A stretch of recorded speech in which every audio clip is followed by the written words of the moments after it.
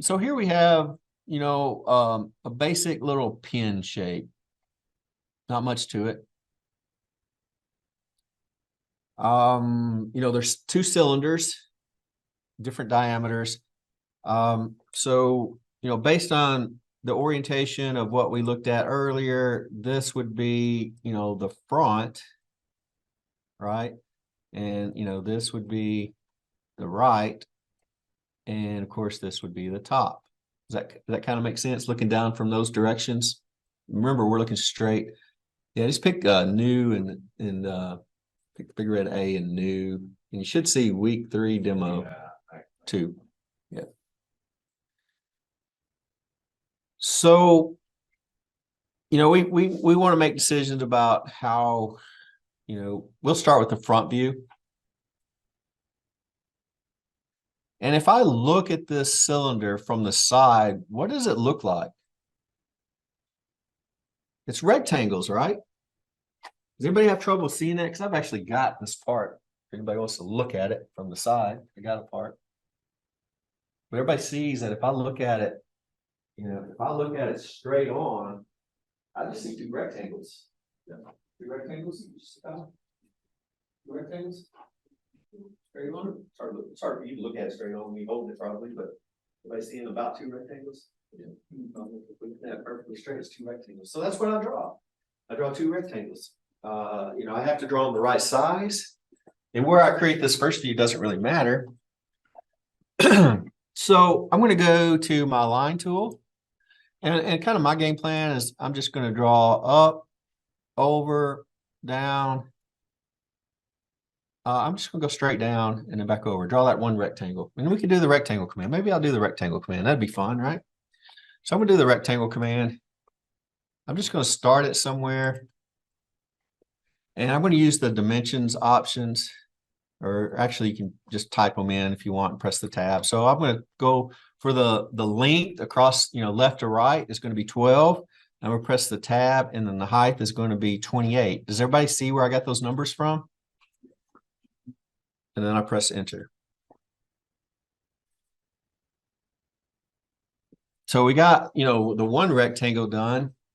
The next thing I might do, because this is round and we haven't gotten to this in the discussion yet, it'll come maybe next week. But typically when things are round, we have what's called a center line that defines the axis. So what I'm going to do is just to help me along the way is I'm going to just draw a line, and I'm going to start that line from the very back midpoint of that rectangle. So, I want it to be on this left side, and I'm going to make that 38 long, and that's how long the whole part is.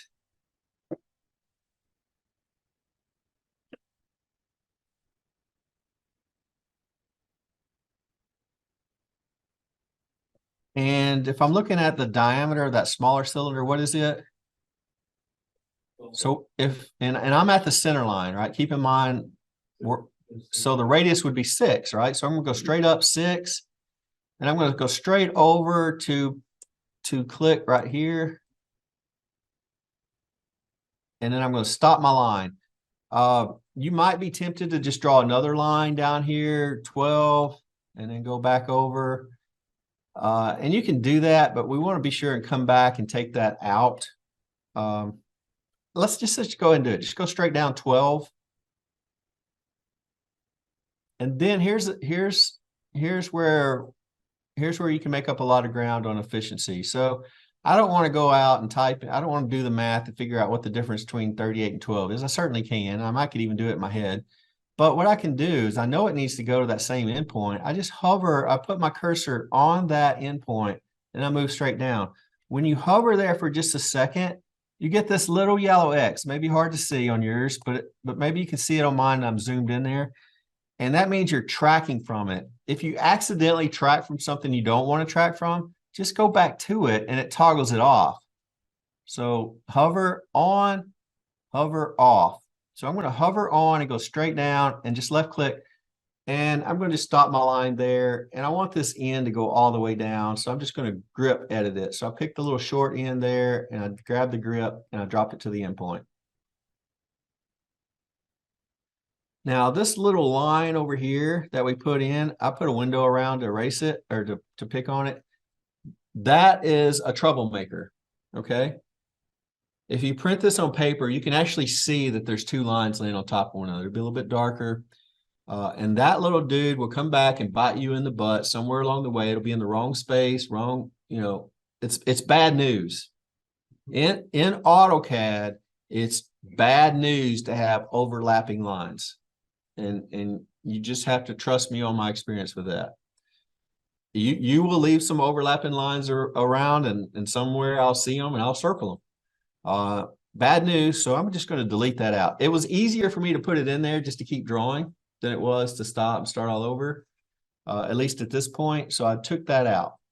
And now there's one more thing I'm going to do for the that center line. So I want to keep that center line in there, but a center line has a special line type. And again, we haven't really got to the alphabet of lines yet. I'm getting a little ahead of the game here, but I'm going to pick on this center line.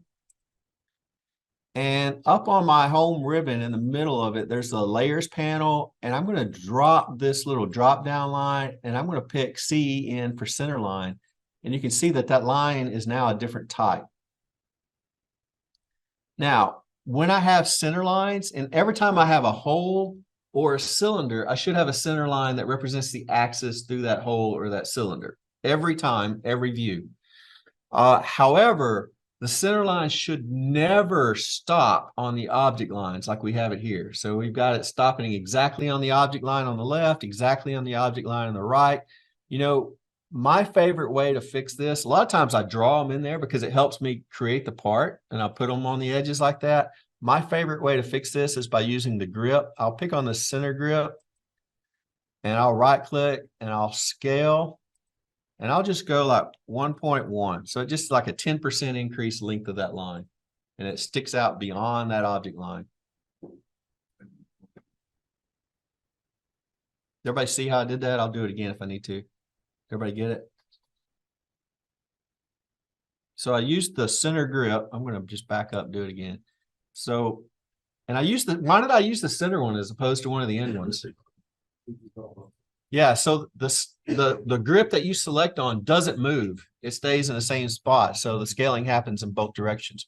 So I left click that middle grip and it turns red. And you can actually, you can right click and pick scale and drag it if you prefer. You can right click and pick scale and just kind of drag it till you're happy too, right? See how it's sticking out, coming back in, but usually about 10%. So 1.1 is a 10% increase. That usually is pretty happy. All right. So if I take this T-shaped series of cylinders and I rotate it and I look at it directly from the right side, what do I see? I see what? One circle, two circles. Looks like a donut, right? So that's what I'm going to draw next. And here's where we have to get this perfect. Not close, but perfect. And here's how we're going to do that. I'm going to pick the circle radius tool, which is the default one on the top. And when AutoCAD is asking me for the center point, I'm going to hover and track off my center line like I did before. So I just kind of hover there for a second, and I come over far enough to get my circle in there. And, as long as I see that green line tracking from that endpoint, I'm perfectly lined up with it. Now I'm going to come over, enough to give me a diameter of 28 without getting into that view, or at least what I think is enough. I may have to move it, but I'm going to left click when I think I'm over far enough, and I think I might be. And then I'm just going to go straight up, and I could type the radius of 28, which would be 14, but I'm lazy, right? You guys remember I'm lazy? I just come over here and track off that corner, and that keeps everything lined up. So when I see those tracking, I'm tracking perfectly straight up. I'm tracking perfectly straight over from the left, and I left click again. And I'm going to do that exact same thing, except this time I'm going to start my other circle from the center. And then I'm going to track off the upper end of that, just like I did before. I use that tracking is so critical to help you keep everything lined up. And if you can really get your arms around that tool early on, it's going to make you very, very efficient in AutoCAD. Okay, so that's what the drawing view looks like. Again, we haven't really gotten into the center lines and all that yet, but we're going to. You should always include, center marks, which is what we're seeing right here. This is like a center mark. So what we'll do, the best way to get those in is on the annotate ribbon. And we've got the center mark tool. And in this case, we'd pick the larger diameter so it goes all the way across them, like so.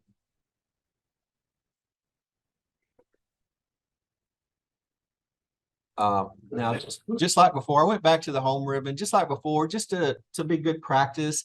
I want that to be in the center line layer. So I'm going to pick on my center mark that I just created and change the layer to CEN for that too. You can see there's the same color now and same line types. And that's just good practice there to manage your layers. And we'll get into layers a little bit more as we go to. So if I were to take this part, I've got a front view, I've got a right side view. If I were to create a top view, what would it look like?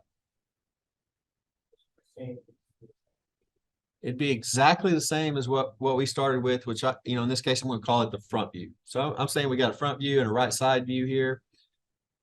So if I were to create a top view right up here, right, it would look exactly like the front view. What's that? Yeah, no, it would be, if I was to create it, it would look, there would be no difference at all. I'm sorry. Does that make sense? I'm on the back. Okay, so you were doing like a left side. Yeah, if you were doing the left side, this circle here would be hidden. You're right. But if I'm talking about the top, right?